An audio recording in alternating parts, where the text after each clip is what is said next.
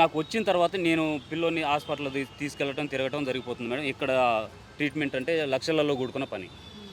ఇక్కడైతే నా వల్ల కాదని చెప్పి ఫస్ట్ ఒక కారు అమ్ముకొని బాబుని మా మామయ్య వాళ్ళకి చెప్తే మా మామయ్య వాళ్ళు ఇంటి దగ్గర తీసుకెళ్ళి అంటే హాస్పిటల్లో పోలీసుల వర్షన్ మరోలాగా వినిపిస్తుంది. అంటే లేదండి. బాబుకు ఆల్రెడీ పోలియో ఉంది, అసలు నడవలేని పొజిషన్లో ఉన్నాడు అతను అని అంటూ సమాచారం వస్తుంది. మరి అది ఎంత నిజం?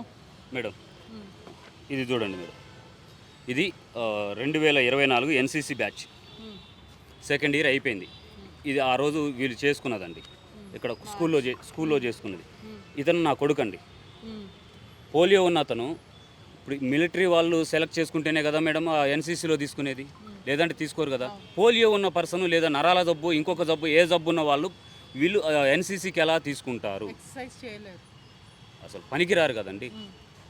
వాళ్ళ వర్షన్ ఇంకొక వర్షన్ ఏంటి అంటే, మొన్న ఇట్లానే మీడియా వాళ్ళకి చెప్పిన విషయం, స్కూల్కి కొట్టిన దగ్గర నుంచి కూడా స్కూల్కి పోయిండు. ఎన్ని రోజులు పోయిండో అది మాకు తెలుసు. ఎలా పోయిండు అంటే, ఇతను నేను కానీ ఈయన కన్నా చిన్నతను కానీ ఎత్తుకొని భుజాల మీద, ఇప్పుడు ఇంతకుముందు చూశారు కదా, అలా ఎత్తుకొని రావాలి, వెళ్ళాల్సి వస్తుంది కదా, ఎత్తుకొని రావాలి. నా ఇంటి నుంచి 1/2 కిలోమీటర్ కూడా ఉంటుందండి. గంటన్నర వెళ్తాడు ఇతను స్కూల్కి. ఆ స్కూల్లో వాచ్మెన్తో సహా ఫోన్ చేసి బాబు నడవలేక అక్కడ కూర్చున్నారన్న, మీరు రండి అంటే నేను పోయి ఎత్తుకొని వచ్చేది పిల్లోని.